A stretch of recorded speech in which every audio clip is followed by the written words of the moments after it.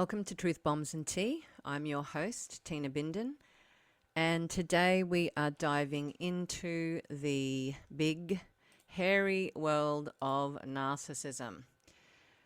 So I want to start off by saying that all of us have slight narcissistic tendencies. I mean, on an evolutionary basis, we had to consider ourselves as a priority, otherwise we got eaten or killed.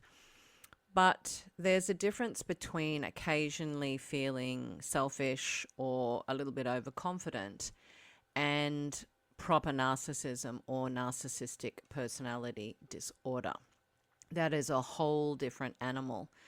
Okay, so when someone is considered to have a disorder, so NPD, Narcissistic Personality Disorder, it is because they have 5 or more of these distinct traits, which I'm going to share with you. Because the reason for doing this podcast is so that you recognize and understand what is the difference between just a slightly annoying person and someone who can really ruin your life, just depending.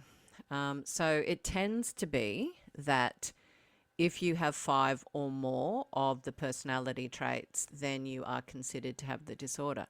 Obviously, the more of the traits you have, the more chronic the disorder, and ergo, the more extreme the damage that they can do, not just to other people, but to themselves as well.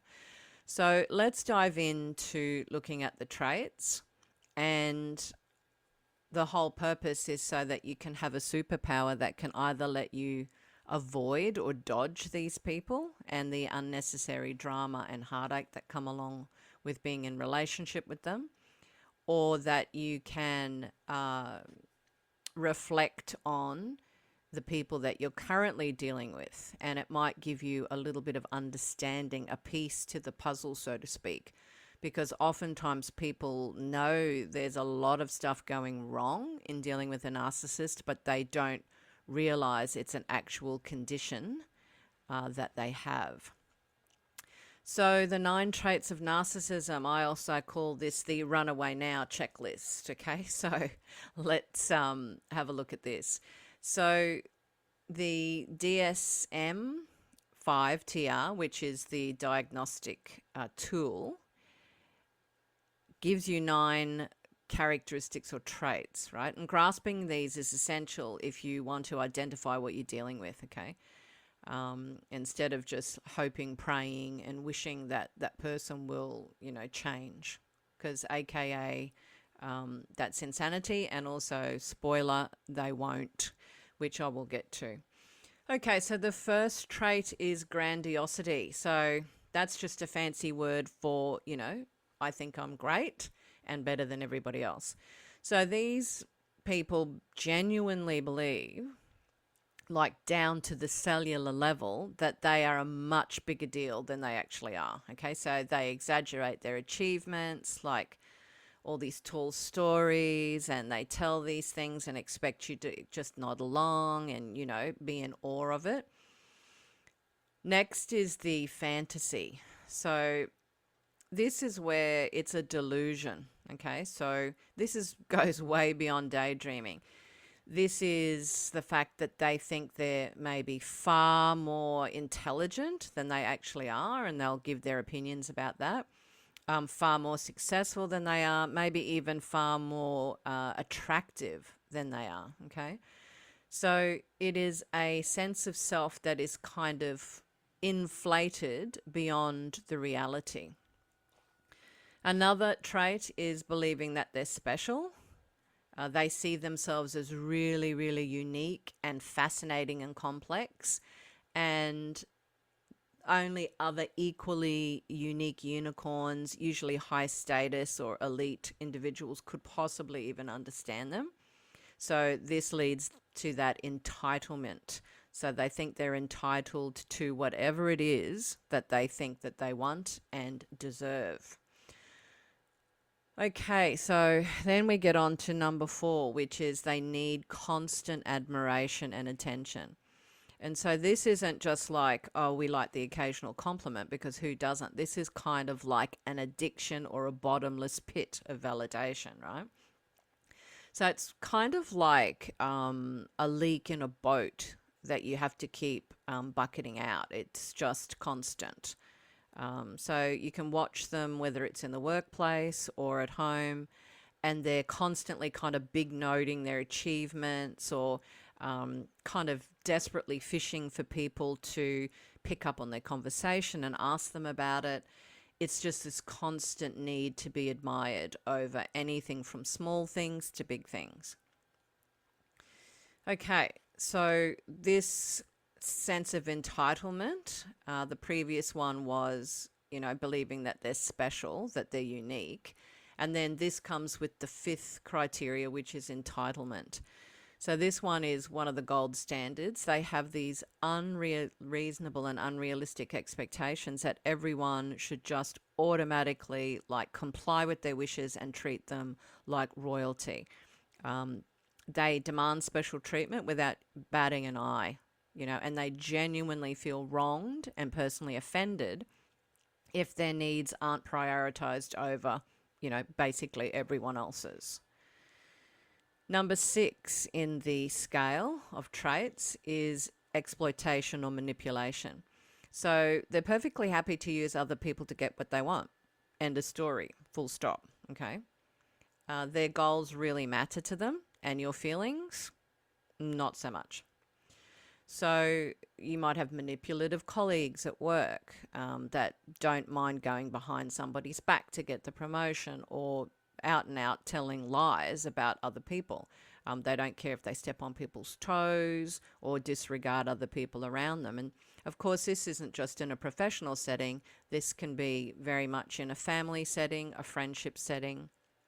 It doesn't matter, because narcissistic personality disorder doesn't come and go. It's there all the time. So you will see traits of it coming out in every area of their life. Number 7 is perhaps the biggest and hardest one to comprehend, especially if you are a sensitive, caring person, and that is their lack of empathy. They don't have it. It gets very tricky here, because in kind of their defense, I suppose, they really genuinely struggle to care about how you feel, right? So they can say incredibly hurtful things and then not grasp that emotional crater that they've just created in you. So it's a hard one, right? Particularly when you can't imagine that someone genuinely does not care about your feelings or what they've done to hurt you. Also, with this lack of empathy comes a lack of boundaries. So this is kind of tied up together. And that is that because they feel entitled and that people should just, do what they want, when they want, how they want, they don't see that their demands or their constant needs or their opinions cross boundaries with people.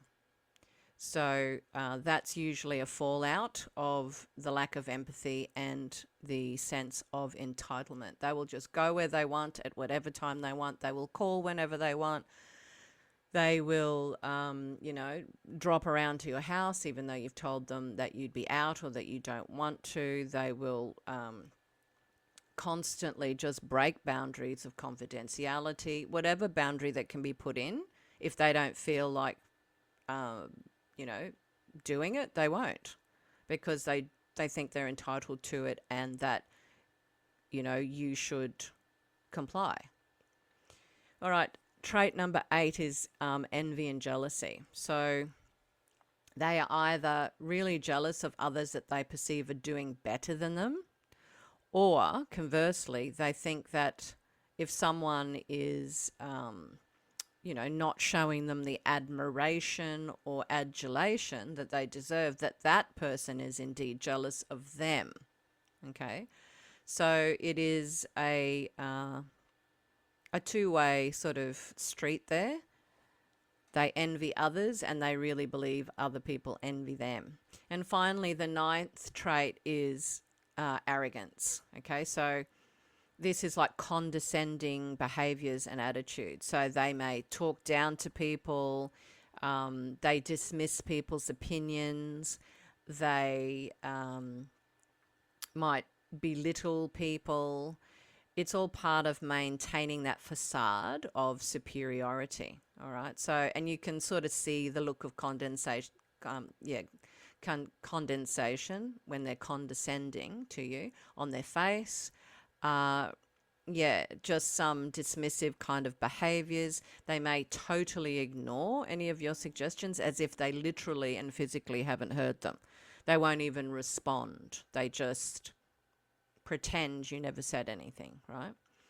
So spotting all these 9 traits in the wild, it's crucial for your self-preservation. Knowing how they manifest helps you to understand what you're seeing, and then you can decide from a place of being informed how to navigate these interactions or not with these people, okay? So narcissistic personality disorder is a personality disorder. It is not just a mild, little bad habit. It is a core central personality disorder, kind of like bipolar disorder or, borderline personality disorder. It is a clinical disorder, okay? And recognizing the impact is really important. So if you have to spend time and significant time with a narcissist, it really takes its toll. That inflated sense of ego, the fact that they have no empathy, the constant demand for attention and applause, it messes with you.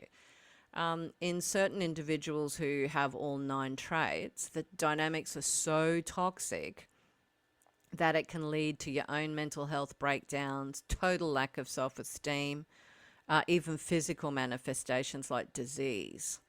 So, yeah, it's important to know. So a couple of things that, they also demonstrate. It's not one of the clinical traits that psychiatrists and psychologists look for that I've just mentioned, but it's important to note these things so that you also know some of the habits and some of the, tricks of the trade, as well as these traits, so that you can see them, is gaslighting. So, this is kind of like the psychological equivalent of telling you, the sky is green until you start thinking, oh, maybe it is, okay? Because they're so driven about their own false sense of reality that they start to make you question your own, right?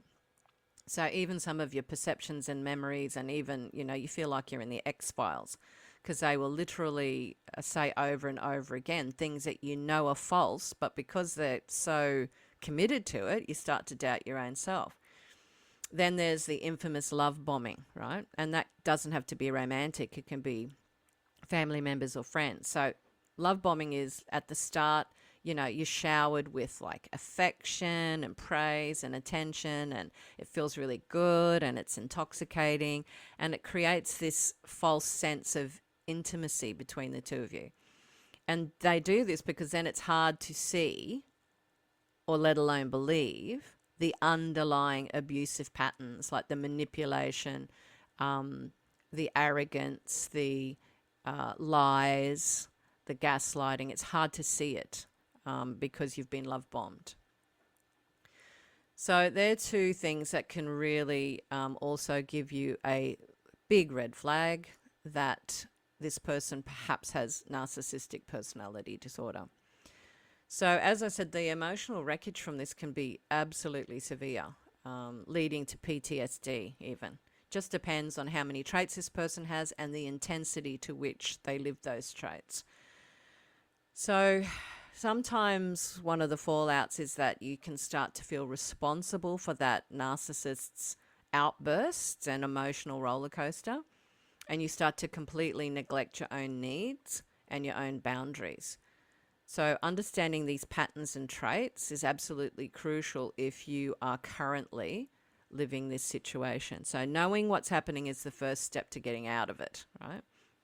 And it's vital to stay vigilant for these signs, not just in romantic relationships, but in family dynamics, workplaces, and friendships. because your mental health is not negotiable, and it is not to be used as a casualty in their personal drama, okay? So whilst you may empathize, it is not your responsibility to fix them. And in fact, in most cases, you can't. Okay, so I'll go on to that in another podcast, but I just want to summarize what we've talked about today. So we've made it through and we've walked through the delightful 9 traits associated with narcissism. So they are like the oversized ego, the insatiable need for approval, no empathy, expectations of getting what they want when they want, manipulation, superiority complex where they're arrogant, and their laser focus on their own success. So that's all the manipulation and the other things. So that's just a summary, but you can go back and listen to the 9 of them individually, of course. So, you know, this is a hard pill to swallow, particularly if these traits might be in you, or you have them in a husband or a parent or a child. It completely steamrolls relationships, and you can't have a deep and meaningful one with a narcissist because all their relationships are transactional and all of them are superficial, because the more you get to know them, the more their mask and facade slips, and that's when the knives come out. The more you really know the true them, the more terrified they are. So they don't let people get close to them. They don't let people see the mask slip, and they maintain that narrative and story of whatever it is in their head, that delusion of who they really are as opposed to what reality tells them. That's the most important thing to them. And unless it's a very rare case, you will never change that. So understanding how they operate is crucial, but it's just the start, okay?